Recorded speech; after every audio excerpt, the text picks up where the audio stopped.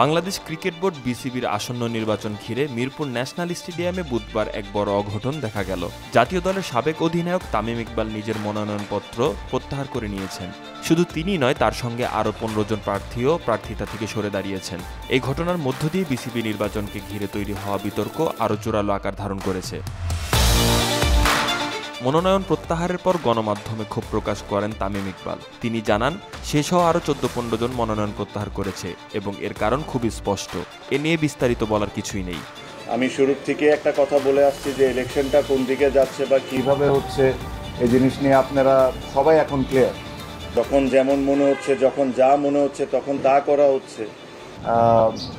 এটা আসলে ইলেকশন না, এটা ইলেকশন না। আর ক্রিকেটের সাথে এই জিনিসটা কোনো দিক থেকেই মানায় না।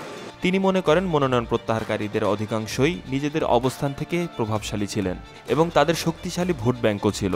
এই প্রসঙ্গে তামিম বলেন, কারা কারা মনোনয়ন প্রত্যাহার করেছেন তা নামগুলো দেখলেই বোঝা যায় যে তারা হেভিওয়েট প্রার্থী।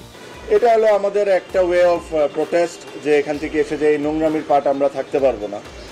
এখানে ধরেন বিভিন্ন ধরনের বিভিন্ন সময় অনেক ধরনের কথা বলা হয়েছে, but end of the day আমার কাছে মনে হয় যে এই নোংরামির সাথে আমরা কোনো দিক থেকে কোনোভাবে পার্ট রাখতে পারবো না। তামিমের মতে বাংলাদেশ ক্রিকেট ও দেশের কোটি ভক্ত এরকম কোনো অনাকাঙ্ক্ষিত পরিস্থিতির প্রাপ্য নয়।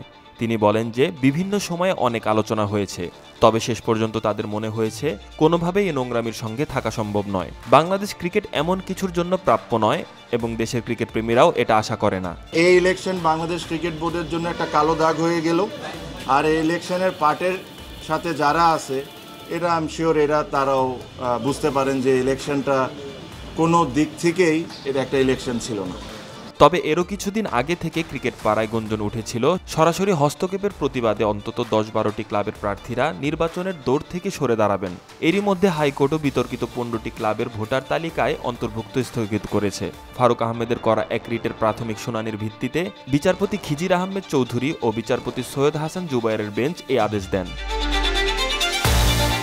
এর আগে গত 21 সেপ্টেম্বর সংবাদ সম্মেলনে তামিম ইকবাল সরাসরি অভিযোগ করেছিলেন বিসিবি নির্বাচনে সরকারি হস্তক্ষেপ ও সভাপতির ক্ষমতার অপব্যবহার হচ্ছে। বুধবার তার সেই অভিযোগের প্রতিফলন যেন দেখা গেল মনোনয়ন প্রত্যাহারের ঘোষণায়।